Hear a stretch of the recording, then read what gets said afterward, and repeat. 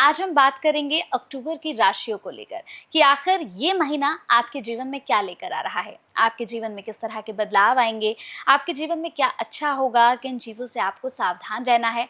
और देखिए, इस महीने में बहुत ही पावन, बहुत ही खूबसूरत एक त्यौहार भी है, दीपावली का त्यौहार। अब हम इसे दीपावली से जोड़कर भी देखेंगे और जोड़कर भी आपको बताएंगे कि इस दीपावली पर आपके लिए क्या अच्छा होगा।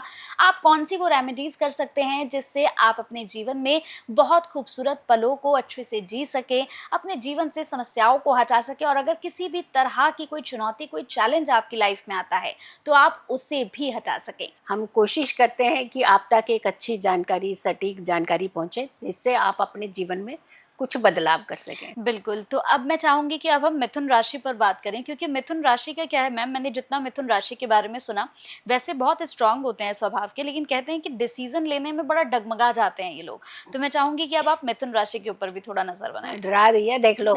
डिसीजन है, लेकिन डराया नहीं है इन्होंने। इन्होंने ठीक बात कही है कि डिसीजन लेने में कहीं ना कहीं हम गड़बड़ी क्यों कर जाते हैं। देखिए, जब हमारा खुद का अस्तित्व कंफर्म होता है तो हम डिसीजन क्लियर लेते हैं। बुध एक ऐसा प्लेनेट है जिसके साथ बैठता है वो उसी के गुणगान गाने लगता है, उन्हीं के जैसे हाव भाव रखता है। इसीलिए वो अपना डिसीजन छोड़ करके जो दूसरे ने बोला वो डिसीजन ले लिया, कभी तीसरे ने बोला तो वो डिसीजन ले लिया। तो यानी फ्लक्चुएशन ऑफ माइंड जिसे हम कहते हैं, वो सिचुएशन बनती है। सबसे पहले तो देखिए, इतने अच्छे अच्छे पर्व आ रहे हैं, दीपावली, करवा चौथ, बहुत सारे अच्छे इवेंट, कार्तिक महीना, धनतेरस, अक्षय नवमी भी आनी है इसी में। तो यानी जब इतने अच्छे जो ये पर्व हैं हमारे, तो वहाँ डाइसी सिचुएशन हमारी होनी नहीं चाहिए। बिल्कुल। अगर हमने गिफ्ट देने जाना है तो मतलब जाना है, अगर हमने कुछ खरीदने जाना है मतलब जाना है, अगर परिवार ने कहा कि ये कार्य करना है तो करना है। तो यहाँ अगर आपने नहीं किया तो अक्टूबर का महीना तो निकल जाने, फेस्टिवल तो निकल जाने, फिर आना साल बाद। तो इसीलिए आपको कंफर्म डिसीजन की इस बार ज़रूरत है। लेकिन कौन से प्लेनेट आपको कंफर्म डिसीजन अक्टूबर में दिलाएंगे या नहीं दिलाएंगे, ये देखिए आप सबसे पहले। लेकिन उपाय बहुत अच्छा है, धन से जुड़ा उपाय है। दीपावली के रात को करना है या धनतेरस के दिन आपने करना है, तो आप उपाय ज़रूर नोट करिएगा और इनफैक्ट शेयर करिएगा। सूर्य की बात करते हैं। आपकी राशि से 4th हाउस में रहेंगे और फिर 5th हाउस में रहेंगे। तो सूर्य जो है 4th हाउस में, कहीं ना कहीं हम लोग क्या करते हैं कि चीज़ें भी चाहिए, जैसे मदर से कोई सामान भी चाहिए और ऊपर से जिद भी चाहिए करनी है। मतलब सामान भी चाहिए और धौंस भी जमानी है। तो ऐसे तो नहीं चलता ना। फिर मम्मी कही कि चल अब तो मैं नहीं देने वाली कुछ भी। तो यानी कहने का मतलब है कि जब हमें कुछ चीज़ें चाहिए तो वहाँ धौंस की ज़रूरत नहीं होती, वहाँ सॉफ्टपन होना चाहिए। तो इस बार आपने अड़ियलपन दिखाएंगे ज़्यादा, तो अड़ियलपन मत दिखाइएगा, सामान आपको वही मिलेगा जो आप चाहते हैं। जो आप चाहते हैं इच्छाएं पूरी होंगी, लेकिन हमें अपना अड़ियलपन कहीं ना कहीं छोड़ना पड़ता है। मंगल की अगर हम बात करते हैं तो मंगल तुला राशि में रहेंगे, जो आपकी राशि का 5th हाउस होगा। 5th हाउस में मंगल का कॉम्बिनेशन, सूर्य का कॉम्बिनेशन और बुध का कॉम्बिनेशन बनेगा। और 5th हाउस इम्पॉर्टेंट हाउस है।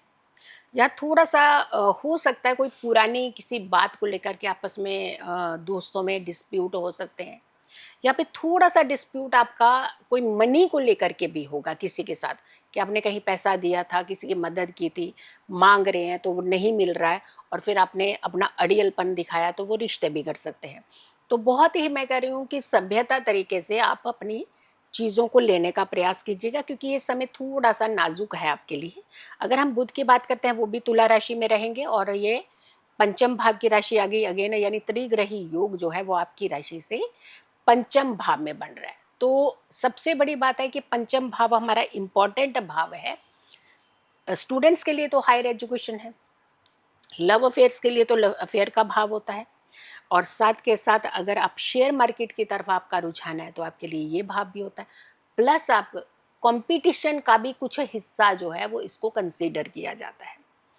कोई बड़े विजन की अगर कोई बात करने वाले हैं तो वो भी यहाँ से कंसीडर होता है। तो ऐसे में आपको 5th हाउस को अपने बहुत मजबूत रखना चाहिए। इसका बहुत कंसर्न जो है बहुत सारे भावों के साथ बनता है और इम्पॉर्टेंट भावों के साथ, क्योंकि ये लक्ष्मी स्थान होता है, बड़ा इम्पॉर्टेंट स्थान होता है हमारा। लक्ष्मी की ही बात कर रहे हैं जो हम उपाय लेकर के आए हैं, लेकिन ये स्थान को हमेशा हमें अच्छा रखना चाहिए। इसलिए कहा जाता है कि कुंडली अगर जब हम समझ जाते हैं ना कि हमारी कुंडली में किस भाव में पीड़ा है, तो हम उस भाव के रिजल्ट हमें चाहिए। अगर मान लीजिए मुझे धन चाहिए तो मेरा एकादश भाव सबसे अच्छा होना चाहिए।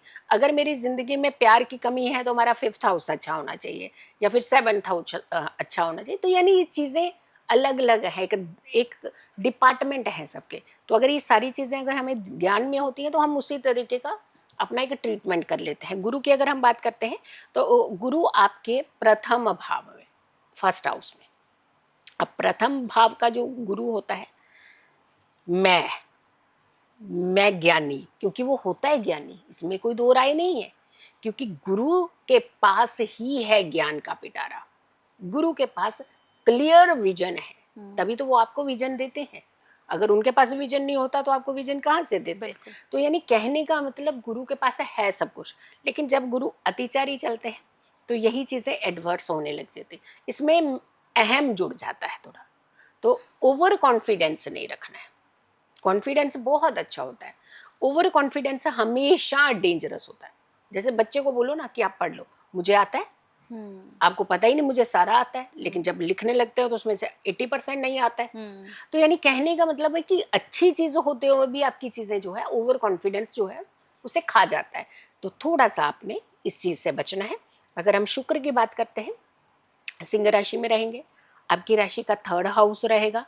तो 3rd हाउस का शुक्र जो है, हाँ, लग्जरीज के लिए हम लोग अपनी चीज़ें जो है शिफ्ट करते हैं, चेंज करते हैं। जैसे मान लीजिए मैं कहीं जॉब कर रही हूँ और मुझे चाहिए बहुत बड़ी बड़ी चीज़ें, मेरी वहाँ फुलफिल नहीं हो रही, तो मैं क्या करती हूँ, दूसरी जगह जंप मारने का कोशिश करती हूँ। ये नहीं देखती हूँ कि मैं आगे गिर ना जाऊँ, यहाँ से भी वर्स्ट हो सकता है। ये बिना सोचे समझे जंप जो होता है ये अच्छा नहीं होता। इसीलिए कहते हैं कि जब तक आपका विजन क्लियर नहीं है, जब तक आपकी सिचुएशंस क्लियर नहीं है, आगे की कंफर्मेशन आपके पास क्लियर नहीं है, तो आगे हमें स्टेप अप नहीं करना चाहिए। थोड़ा रुक करके, समझ करके, संभल करके हमें अपना स्टेप अप करना चाहिए। तो ये थोड़ा सा आपके अंदर एक ग्रीड जल्दी लेकर के आए कि मैं जल्दी करूँ, ये कर लूँ, वो कर लूँ। तो थोड़ा संभल करके अक्टूबर के महीने में ज़रा संभल करके डिसीजन लीजिएगा। शनि की बात करते हैं, वक्री चल रहे हैं, आपकी राशि का 10th भाव होगा। कर्म भाव में शनि जो है वक्री जब चलते हैं तो थोड़ा सा परेशानी करते हैं, काम को लेकर के डिले कराते हैं चीज़ें। जो हो सकता है आपको लेटर मिलने वाली है, जो हो सकता है आपकी डील होने वाली है, हो सकता है बिजनेस की डील होने वाली है, हो सकता है आपके किसी पार्टनर के साथ आपको नया आप सेटअप लगाना चाह रहे थे। तो कोई भी चीज़, कोई भी आने वाली चीज़ है उसे डिले करता है। ये समय सिर्फ आपको अक्टूबर में थोड़ा फेस करना पड़ सकता है और उसके बाद सिचुएशन से बदल जाएगी, क्योंकि नवंबर में काफ़ी सारी चीज़ें आपकी जो हैं वो ठीक हो सकती हैं। राहु की बात करेंगे तो कुंभ राशि में चल रहे हैं, 9th हाउस में रहेंगे राहु। और 9th हाउस क्या है? पिता का हाउस है और धर्म कर्म का हाउस है। दूसरों के धर्म पे लांछन लगाना, दूसरों को कुछ पिंच कर देना, पॉइंट आउट कर देना, अपने भाग्य में खतरा पैदा कर देना। तो यानी भाग्य, डेस्टिनी को डिस्टर्ब करने का एक काम करता है राहु। थोड़ा सा ध्यान रखिएगा, ये हर्डल्स क्रिएट करेगा आपके लिए।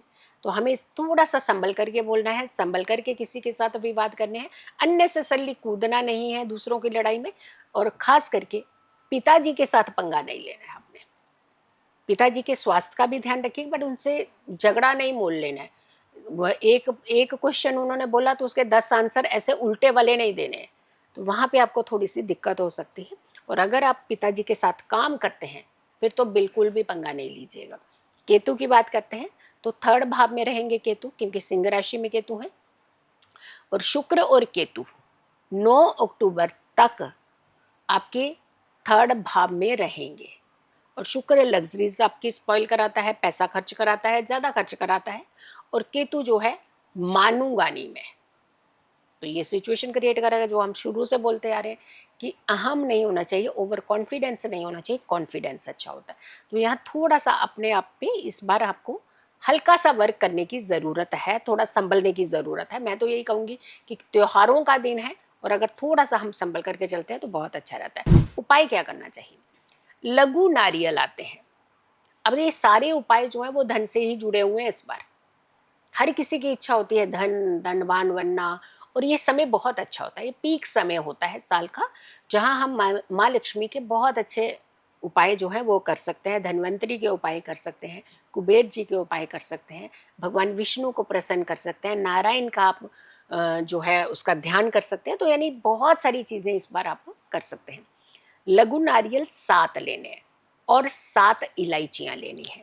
हरे कपड़े में बांध कर लेना है इसे, और हरे कपड़े में जब आप बांध लें उसके ऊपर बांधने के बाद 7 रोली के तिलक करने हैं। रोली पानी से गीली करनी है, गंगा जल से नहीं। तिलक करके माँ लक्ष्मी का ध्यान करते हुए इसे तिजोरी में रख लीजिएगा और साल भर वही रहने दीजिएगा। बहुत लाभ देते हैं और बहुत अच्छा एक रिजल्ट भी देते हैं और बहुत फ़ायदा भी होता है और सुकून भी बहुत मिलता है। इससे घर की एक एनर्जी जो होती है वो भी पॉजिटिव होती है। सो आपने उपाय करना है और अपनी खुशियों का ध्यान रखना है।